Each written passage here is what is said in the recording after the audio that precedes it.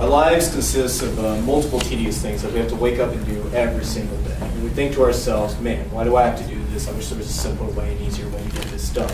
Whether it's driving to class or simply grabbing something to eat, there's always something that's going to be a hassle. We all hate waiting in line, and we all hate, like personally, laundry. I hate it. I wish there was an easier way. But that's funny because in the 20th century, they were thinking the exact same thing, and they didn't have a washing machine. So they didn't just get to put it in and wait an hour and walk back. They had to wash it by hand, which is a lot of things that have happened over the 20th century, such as fast food being an increased thing that has become a globalization and a huge market. Overall, the 20th century has changed and depicted what the 21st century is aiming to be.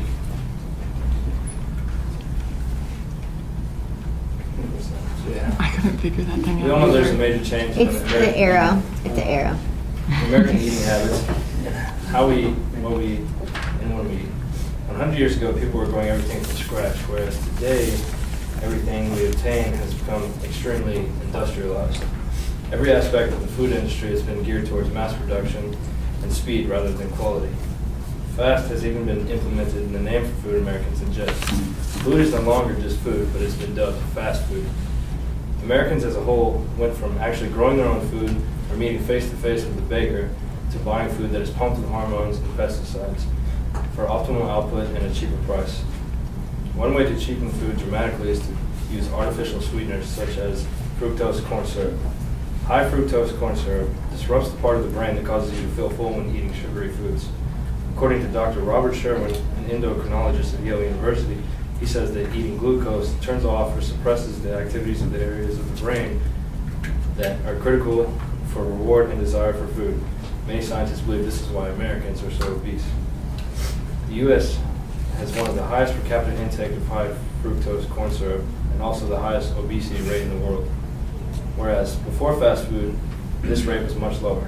The correlation speaks for itself, and all facets point that America's food culture is the main source of downfall for Americans' health today. As a whole, we have become much more disengaged in our health and social contact. Therefore, we have become what some might call laid back. This shows even in the average American's attire today. Over the years, American culture has adopted a more casual, more readily available wardrobe to fit our busy lifestyles. According to an academic journal entry in Human Ecology, in the 1800s, men and women dressed more elaborately than we would today, as you can see in the picture. Women typically wore dresses, and men often wore dress pants and dress suits.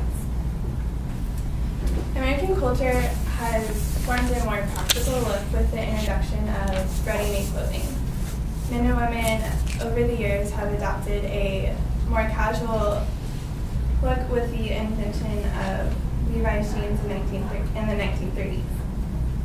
In the late 1960s, the idea of unisex clothes was introduced to the American culture. This is closely related to what we wear today, which is just t-shirts and jeans.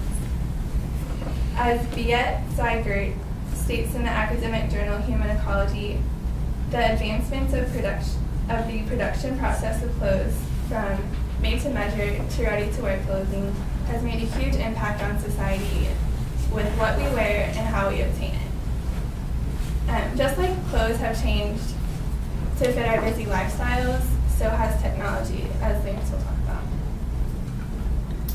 Okay, technological advancements have made life easier for Americans through innovations like the telephone, the radio, and the computer. It's become a lot easier to stay intact with family and friends. Innovations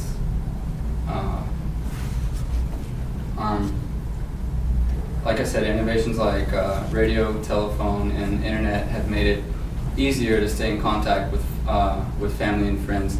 A century ago, individuals had to write letters and wait for a response, and it's difficult to imagine waiting on a process like that today. Also, as technological advancements were made, Americans in particular became infatuated with having the newest devices. As James Baldwin states in his 1993 Illinois History article, Television Comes to America, in the year 1949, less than 1% of families owned a television. Within 10 short years, nearly 80% of American homes had a television set. Moreover, technological advancements completely changed the dynamics of business in American culture.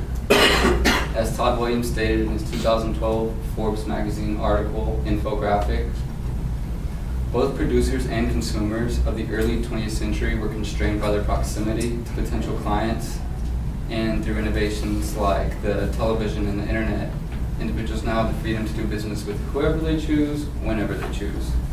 So it's hard to deny that Americans have not been benefited by technology, or have we really been hindered by it?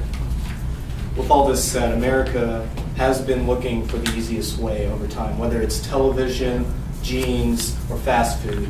We're still focusing on making these processes faster and more efficient. With that, America...